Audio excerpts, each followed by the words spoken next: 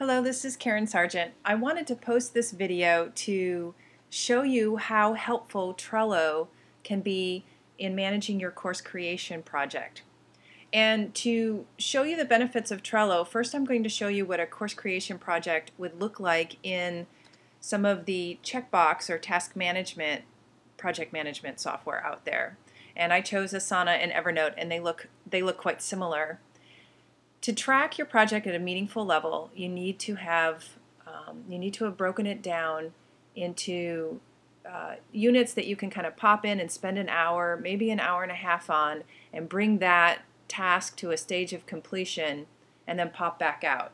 And that makes sense for us small business owners because we tend to only have pockets of time to work on something, and we need to be tracking what progress we made in those pockets of time so that we don't spend that much time. When we have time to devote to our project, we don't want to spend way too much time trying to figure out what it is that we had already done and what is left to do.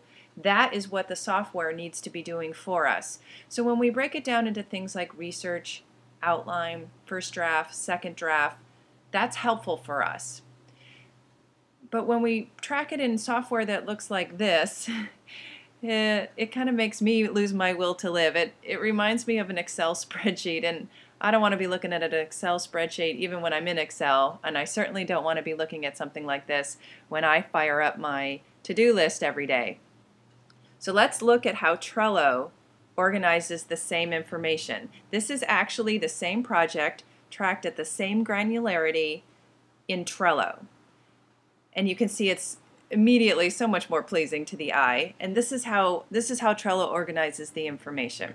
So across the top we see research, outline, first draft, second draft, final edits.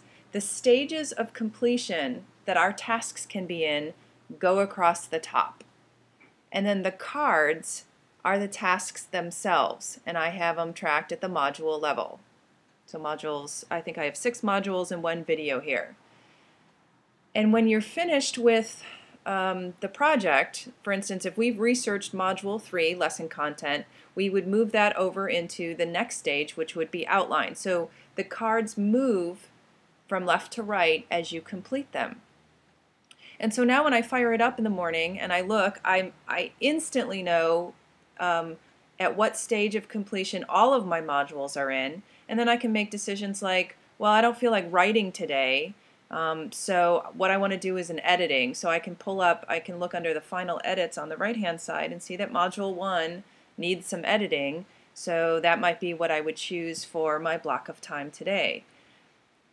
I find this so much more handy than the previous screen, and I think you would too. It's certainly just more pleasing, and it's just a better way to organize the same information graphically and without all sorts of little checkbox and line items.